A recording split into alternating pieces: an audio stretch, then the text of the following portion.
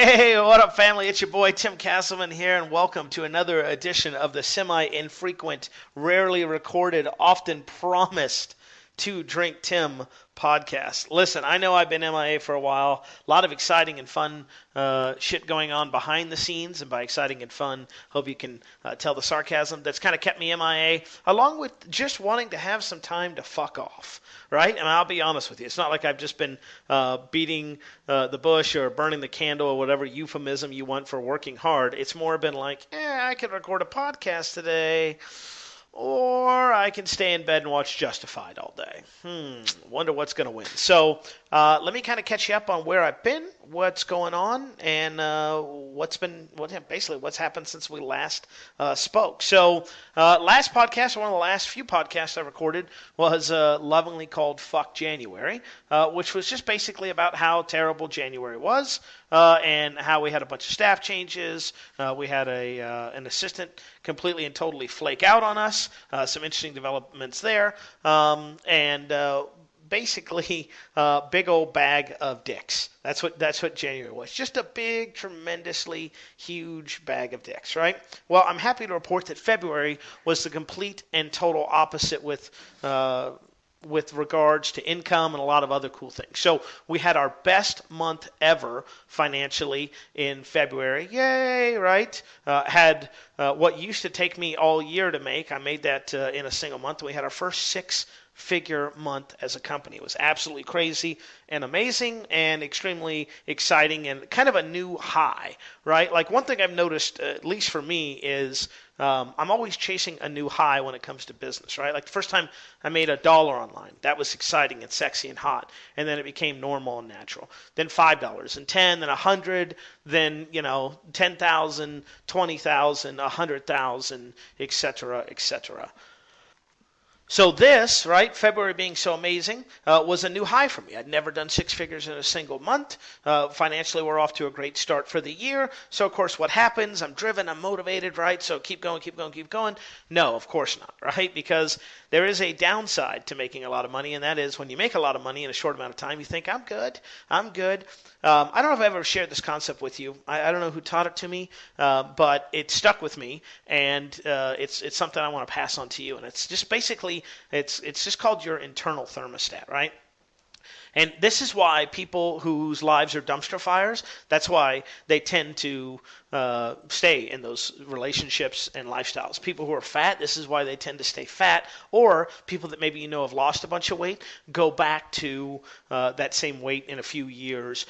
And this is why, right? We all have this internal thermostat. So right now, whatever, if you're listening to this and you got a 9-to-5 job, right, whatever you're making right now, that's your thermostat, right? And that's what you think, like, okay, this is where I'm comfortable. Sure, it may not be perfect, but it's safe, it's familiar, right? It's the place you've lived at 5 years, where you drive home without even thinking about it, right? Or it comes natural. It's secondary, right? And you just kind of think about that, right? Well, for a lot of people, that's where they get stuck. So when you start talking about making more money, you're turning that thermostat up. You're turning up the heat, if you will. And some people are like, okay, I like it. A little warmer in here. That'd be great. That'd be fantastic, right? For some people, it's like, whoa, that's too hot. It's too hot. I'm uncomfortable. I want to go back to where it's safe. I want to go back to where it's secure. What has to happen in order for you to change your thermostat is you need prolonged exposure to the new temperature, okay? So if you, try this. Seriously, try this. Go to your house and look at whatever the thermostat is, okay? Then raise it 1 degree this week.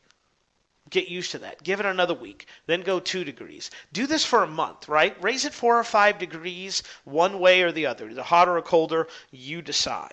And then do this. In a month, go back to that original temperature. I guarantee you will notice a huge difference when you go back to that original temperature because your body has adjusted to where it got comfortable before. I can tell this in my own house. If we raise the temperature or lower the temperature within 2 degrees, I can feel it, right? I don't sleep as good, right? It's more noticeable. If we raise the temperature up, I'm hotter, easier. If it's cooler, it's like you got to bundle up more. That's just 2 degrees, and that's done over the period of a few days. So in order to permanently change your thermostat, you have to have repeated exposure. Now, there's a plus and a minus to that. The plus is that becomes the new normal. The minus is, in some ways, that becomes the new normal. Here's what I mean, right? If you're used to making $20,000 a month, which I know for a lot of you is like inconceivable, and it was for me for a long time. But if you're used to selling $20,000 of goods a month, you do that 4 or 5 months, you're used to that. That becomes the standard. That becomes the gold standard. The fact that I made almost, in fact, not even almost, more than 3 times my annual salary in a single month. We sold 3 times what I used to make in an entire year in a single month. The fact that I used to do that, that's a huge adjustment to my thermostat, right? But guess what? If I went back to just making what I used to make when I worked for the Fortune 500 company, I would feel like that was less, that I wasn't good enough, that I wasn't making the right amount of money, that I was making too little money, when just a few short years ago, 5 years ago, if you will, that was amazing to me. I couldn't believe I was making that type of money. So my whole point is, if you want to change your perspective, if you want to change it, it has to be regular and consistent. That's why people that go on these crash diets fail, right? That's why I fail when I go on crash diets, because it's not prolonged exposure to a new environment. It's like, oh yeah, I lost 20 pounds. We cranked the thermostat down really, really hard for a couple days or a couple weeks or maybe even a month or two. Now we're going to crank it right back up. The other thing is, right, whatever's causing you, let's just take the weight example, right? If you got to figure out what causes you to eat terribly. So,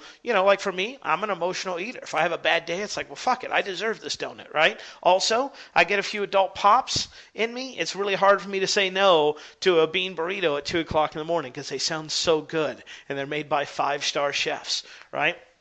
So my point being that in order to be and have lasting change, you have to make lasting changes and impacts, and you've got to constantly be keeping that thermostat and moving it forward and forward and forward until it gets to become your new reality. And like I said, the downside of the new reality is sometimes, like, if I only do $30,000, then I'm a piece of shit, right? It's like, well, no, wait a second. You always have to relate back to where you were.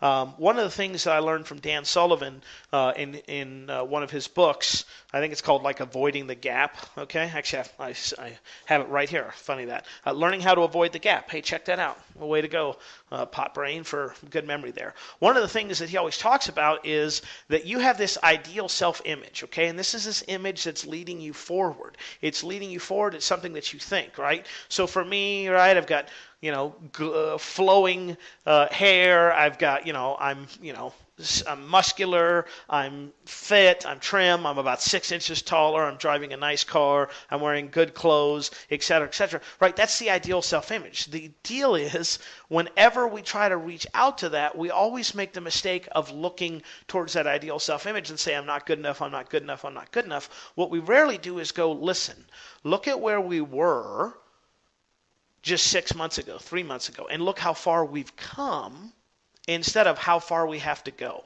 That's really the difference, right? Instead of going, well, this is how far we have to go, it's like, look how far we've come. And to me, that's a much healthier approach, and it's hard.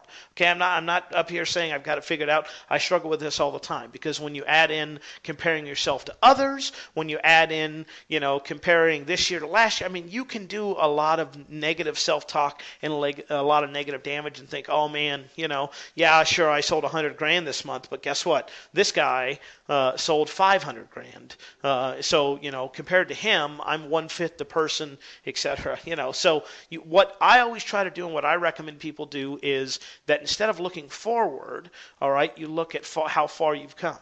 Sure, $100,000 is not a lot of money to a lot of people. But when I was at Marketing Mayhem and doing my presentation there, I was talking and I was like, yeah, we did $100,000, and I kind of I just kind of blew it off. You know what I mean? It's like, yeah, we did $100,000 last month, and really hoping to keep the trend going and stuff like that. And this guy stopped me. He goes, man, I'm just trying to do $100,000 a year.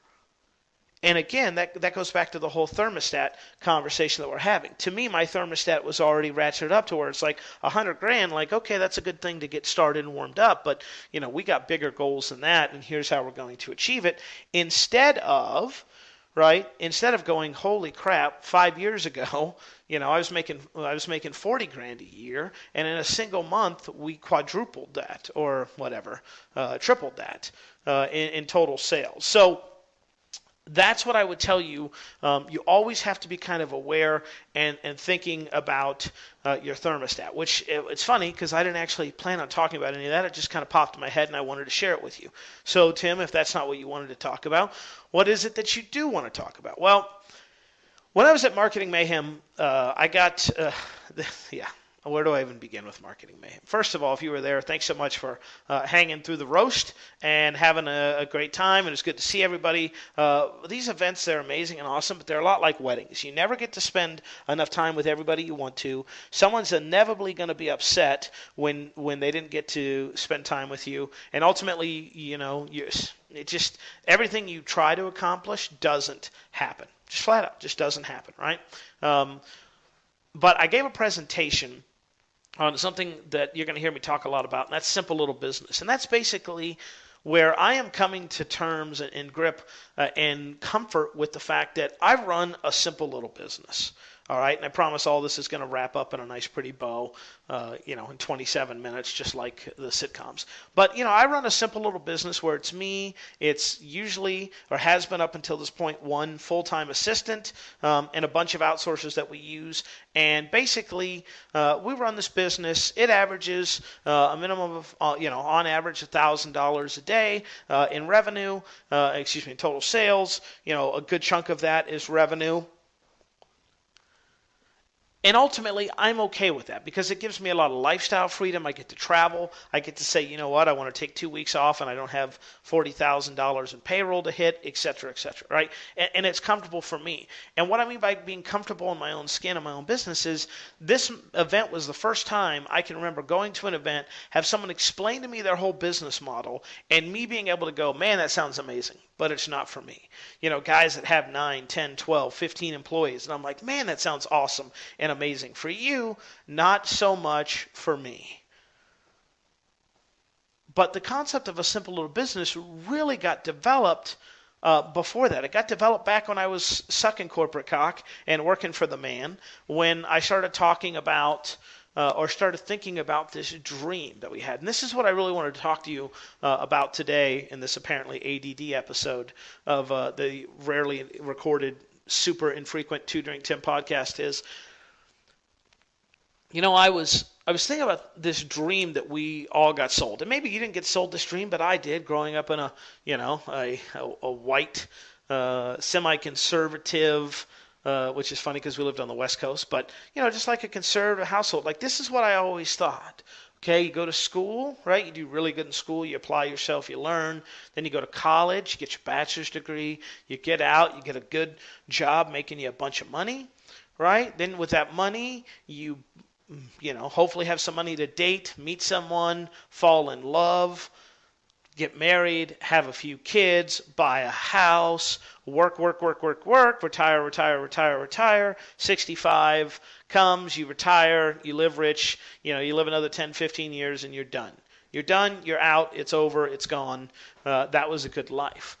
And I'm starting to realize that is a horrible dream. And it's a dream for a lot of people that has turned into a nightmare.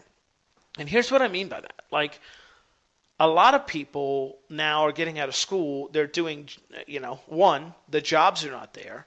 Okay. Two, they've spent a ridiculous amount of money trying to get a college degree in like underwater basket weaving or something along those lines. Okay. So the jobs aren't there. So because the jobs aren't there, then they have to move back in with mom and dad or get a roommate or whatever and do that, and all their money goes to paying off these student loans. And because of their student loan issues, and because they need to make money to pay off this huge, in some cases, six-figure debt, what they do is they take jobs not that they want, but jobs that they have to take for the money. But of course, because it's a buyer's market, not a seller's market, meaning it's an employer's market, not an employee market right now, guess what? You have to take a job that's probably making way less than you thought, has super low ability to be promoted in, and has limited ability to kind of rise through, and limited in general. What I mean by that is, like, my last raise at the Fortune 500 company was like 1.6%. Right? And granted, okay, there were a lot of things going on there. I was a horrible employee. I'm sure they didn't want to give me anything, and I'm sure there are other people who made way more money than me because they were a team player and liked the job, and they were like, "Oh, this corporate cock tastes good. I can't wait to get in on some of this." But like, yes, thank you. So you've got this bad dream, right? It's like, okay, well, I'm going to do my part. I'm going to go to school. Now, I got to go to college because if you have a high school diploma, according to all the commercials and the president, everyone running for president, I'm going to be like, a welfare queen with two baby daddies. And all, it's like, apparently, like, remember when high school used to be, like, my parents, that's all you needed, high school. High school, that's all you need. So now you need a bachelor's degree, right? And I actually was on my friend Darren Bentley's Big Wig Nation podcast, which I recommend you check out, by the way. And I was talking about this, and I was like, this is when I knew the whole education thing, to me, was quasi bullshit, okay? And here's what I mean. I knew it was quasi bullshit because I remember the dean coming in, like we were, I think, in our last semester, and we were taking this prerequisite class that all the seniors had to take to graduate. So we do it. He comes in, he goes, "Ladies and gentlemen, I want to talk to you today. Today, this is a huge time of celebration and accomplishment in your life, and you should be very proud of what you're doing, and the fact that now you've got a bachelor's degree coming. One thing I want to talk to you about, though, is getting your master's degree, because college degrees are becoming like high school diplomas now. And if you really want to stand out, you really should consider going and getting your master's degree." And I remember sitting there and going, wait a second, like, I've just spent the last 4 years of my life, and not even the last 4, really the last 8, because I had no money for college, so I went into the military, and that was the smartest thing I did as far as that, because I signed up for the GI Bill, so my college was paid for, thanks to my service to my country, and I don't regret that at all, but really, I mean, because of that, I spent 4 years in the military, and then I spent 4 years, like 2.5 finishing up my degree, because I was smart and went to school. I was in the military, but I was like, man, you almost think that you are at the end of the line, and now someone goes, "Hey, that finish line you're just about to cross? Yeah, we're going to go ahead and move that about $70,000 more down the line in about 4 more years of your life." And here's, like, even that didn't bug me as much as what happened next. And here's what happened next. What I noticed was he immediately left our class, and he immediately went to, like, the master's degree program, which was right down the hall, and wanted to talk to them for just a few minutes. And you know what? Honestly, I didn't attend it, but I'd almost be willing to bet you money that he went into that master's degree program and said, "Ladies and gentlemen, listen to me. I think that it's great what you've done and accomplished, and you've worked so hard. First you got your bachelor's degree, now you got your master's degree, but master's degree are becoming more a dime a dozen. In fact, I just got done talking with a class, and all of them said that they're going to get there. So, the marketplace is going to get crowded. So if you really, really, really, really want to be something special, what I recommend you doing is getting your doctorate." I almost said master's degree, but I'm like, wait, that's not right, right? So what I mean is they keep changing the minimum requirements. The cost to get those minimum requirements keep going up, and the income keeps going lower and lower and lower. And I'm not here to get into politics. I don't give a shit what you believe in. Same thing with religion. That's your fucking business. Keep that out of my life, okay? This isn't Obama's fault. This isn't Bush's fault. This isn't anybody's fault. It's a society problem. Because we keep saying, here's the line, here's the line, here's the line, here's the line. And we keep advancing that, and the return on investment is less and less. Think about that. What are we talking? 6 years to get your master's degree, if I remember? It was a 4 and a 2-year program, maybe 7, maybe 8. I don't know. I stopped at the bachelor's degree. But imagine if you put that same time, money, and effort into building something of your own. Right? The first year I left the Fortune 500 company, I matched my salary working like 4 hours a week. And this wasn't some fancy Tim Ferriss 4-hour work week. It was just Tim Castleman, Super Fucking Lazy Time. Right? Which is the name of my next book, by the way, Super Fucking Lazy Time. You can probably not pick that up on Walmart or Amazon anytime soon. But we got sold this bad dream, right? Used to be, I remember my parents, worked for one company the majority of their lives. Now it seems like people are changing jobs more than they change their underwear. It's like, oh, I get a nickel here, a nickel there. And the loyalty goes both sides. It goes to, on the job employer side, hey, I can get this person for cheaper, so I'm going to go with them. And it also goes with the employee side, which is, hey, I can make $1 more an hour. I like this place, but I need the money because I got to pay off all this stupid fucking student loan debt that I went in debt for so I could work here at Arby's on the night shift as the assistant janitorial manager. And we just kind of got sold this bad dream, and I feel like it's kind of fucked up, right? It's fucked up that so many people in society think this is the norm. They think they have to get up every day and go to a job they hate at a company they can't stand with coworkers they want to punch in the face and do this day after day, week after week. I was playing at a poker game this weekend, and I was talking to this guy, and the poker game goes to like midnight. And I was like, hey guys, do you want to play till 1? And like everyone was like, no, like I have to get up tomorrow and go to work and blah, blah, blah. And one of the guys goes, don't you have to do that? And I was like, no, I don't. And he's like, what do you mean? I was like, I don't even own an alarm clock. Like, I haven't set an alarm clock probably since I quit the job, right? And honestly, now when I have to set an alarm clock, like if it's an early flight or something like that, I have super anxiety because I'm afraid like I'm going to miss it. And I'm also not that fun before 6 a.m. So we get sold this dream. We're told, Tim, listen, this is what you got to do, man. You got to go to school, you got to get your bachelor's degree, you're going to get out, you're going to make good money. I remember when I got out, like my first job offer was like, I don't know, $10 an hour before, and I think it went up to $12 an hour when I had and I was like $2 more. Like, I just took on like $60,000.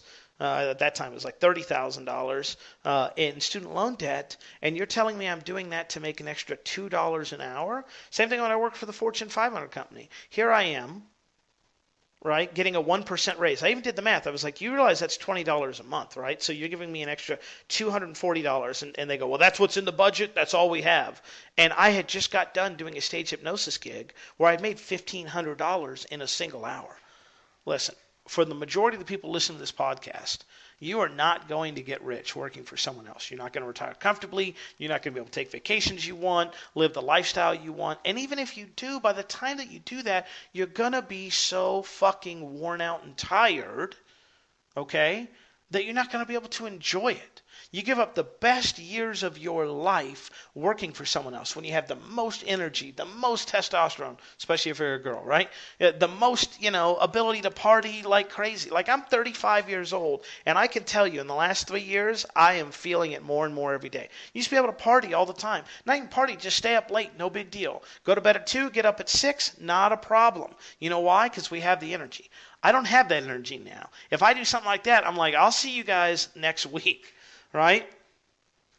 So you give up all this time, this money, this freedom, so you can go work at a job so that one day, hopefully, if you've sacrificed enough in your life, right? If you didn't get the latte you wanted, if it's X and Y, if you didn't go on the vacation you really wanted, if you scrimped and you saved and you denied yourself time after time after time after time, then finally you get to where you can retire, right? And isn't it amazing? You retire, right? You're broken down. You're on tons of fucking pills because you're stressed out. You got high blood pressure, right? Because you've got nothing but constant stress in your life and all this stuff. By the way, is this uplifting? Does anyone have the gun in their mouth right now? If you do, just say, hey, me help, right? Like, because I know, obviously, it's you're not able to do that with the gun in your mouth. But I mean, this is really what we're sold. It's like, give up your dreams, give up your goals, go work at a job that you hate, go make as little money as possible, scrimp and save your whole life. One day, you'll have enough. How many people really think like, oh, you know what, now I can retire? Probably not many, right? Because just like the education line has moved, just like the income line has moved, guess what else is moving? The age of retirement. And how much money is really going to be there for you to retire anyway? Right? Social Security's fucked up, right? And they're saying, I remember as a kid, they were like, listen, plan your own retirement because Social Security is not going to be there for you when you need it. Or when you do need it, it's going to be severely reduced. I think we have the highest amount of people set to retire within the next 5 to 10 years that are all going to go on the social systems because... Why? Because we are a spend now, save later generation. Let me ask you this. Let me not ask you this. Let me just tell you this right now. Okay? If you don't have $500 in a bank account right now, like cash money that you don't have to spend on something, you are fucked. Okay? No one else is going to tell you that. I'm going to tell you that. Hey, you know what? 500 is the bare fucking minimum. 500 is amateur hour. I'm just going to be real with you. If you don't have a few $1,000s saved up, you are fucked, ladies and gentlemen. And I'm not trying to depress you. I'm not trying to beat you up. I'm just telling you the truth, okay? Because life happens, right? Dog blows out an ACL. Well, there's $2,000. Well, shit, we can either put the dog down or we can, kid gets sick, you get laid off, the wife wants to have a baby, whatever it is. You have to be smart and judicious with your money.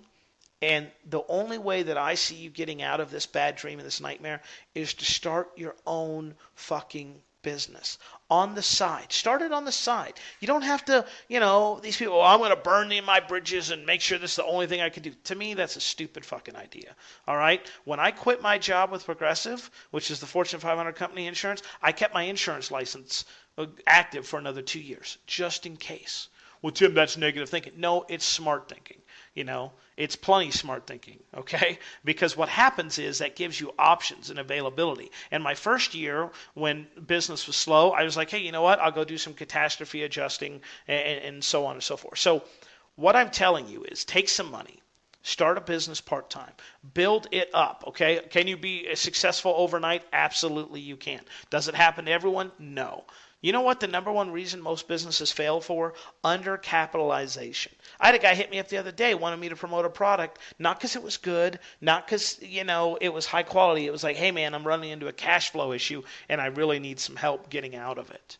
And it's like, well, wait a second. That's not benefiting you, right? That's not benefiting anybody but you. It's not that this is a great product or a great service. You're just like, man, I need some fucking money. Like, listen to me.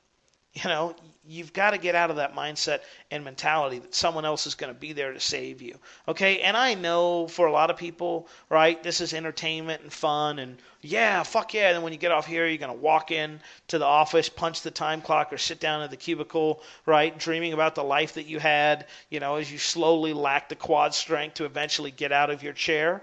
A little nod to Bill Burr there. But for the people that are absolutely hearing this and going, damn it, Tim, you're right. What do we do? What you got to do is first go back and listen to some of the first editions of this podcast. I break down exactly how I did it. Start something part-time. Get a quit date. Invest. Reinvest. Put all of your money into the business. Don't touch it, okay? That money is not your money. It's the business's money for the first 12 to 24 months. But, Tim, that's really long, and it sounds like a hard time. Let me ask you this. How fucking old are you right now? How old are you? Most of my customers are 50, late 40s, 50s, 60s, and above. I got a few young whippersnappers, which is anyone I'm calling under 40 now, right? But what kills me is these people have been doing it their way for 40, 50 years, right? Most of them are broke. Most of them are one paycheck away from fucked up. Most of them are just fucked.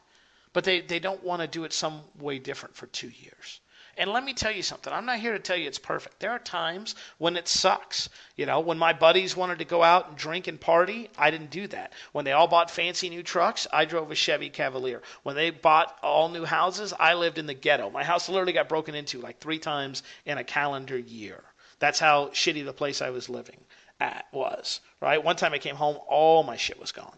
Like not like all of it, but like 95%, like anything of value, done.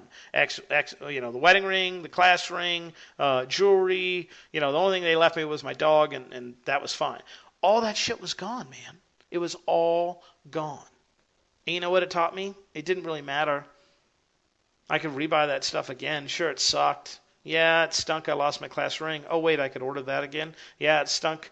I lost my wedding ring. Oh, wait, we already got divorced and I already had, it was not a big deal. Like, it sucks, but it's a temporary setback. It's a temporary setback. It's not something that is going to last forever. And guess what? The other day, I'm getting off the plane, and lo and behold, there's a guy that I was friendly with several years ago. Okay?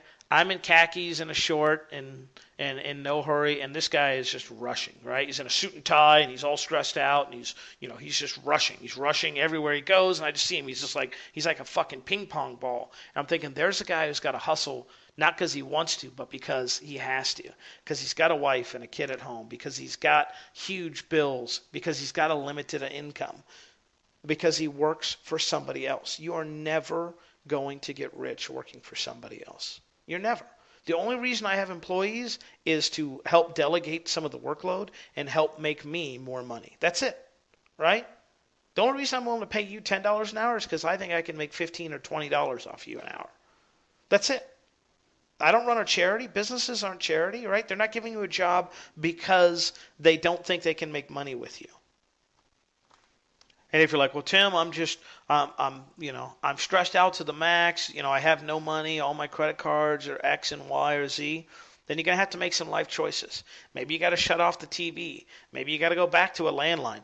Oh my God, Tim. Yeah, I had a landline. Yeah, it sucked. But you know what? I wasn't distracted all the time. People still left messages. I called them back. I survived.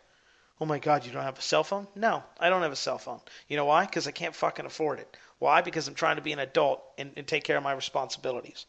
Sell some shit. That boat that you get in once a month or once a year, that you pay all this in dock fees and X and Y and Z, get the fuck rid of it. And you know what you do? You either take that money and you pay off your debt, or you go out and you open a separate checking account. You go, hey, you know what? This is my business account right here. This is it. This is my business account. This is what I'm going to get started. You can get started, especially if you go online, for a few $100 to a few $1,000s. Well, Tim, I don't have that. Well, then get it. Get it. Or go get another job, right? I get people that contact me and go, yeah, listen, I'm emailing you from the public library system here.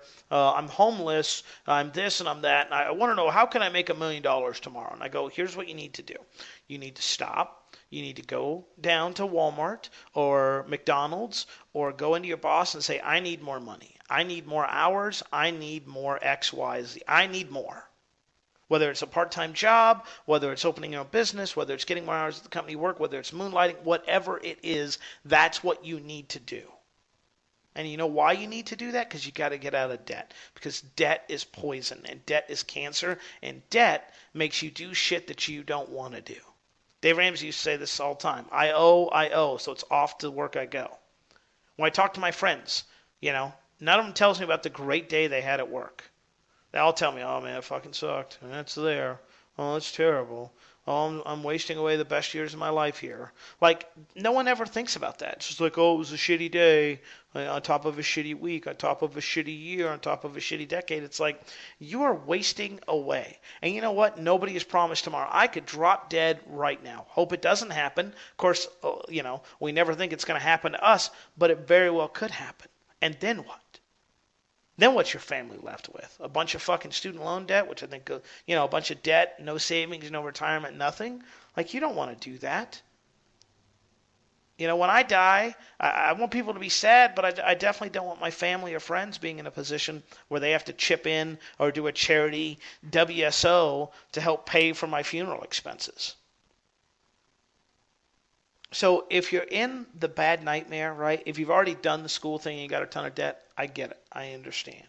What you got to do now is you got to say, okay, I got to get out of this. And if you don't know what you want to do, get to fucking work paying off the debt. If you have an idea and you know what you want to do, take some money, sell some shit. Do not get a credit card. Listen to me, damn it. Do not get a credit card. Okay? You are going to run a cash-based business from day one as best as possible.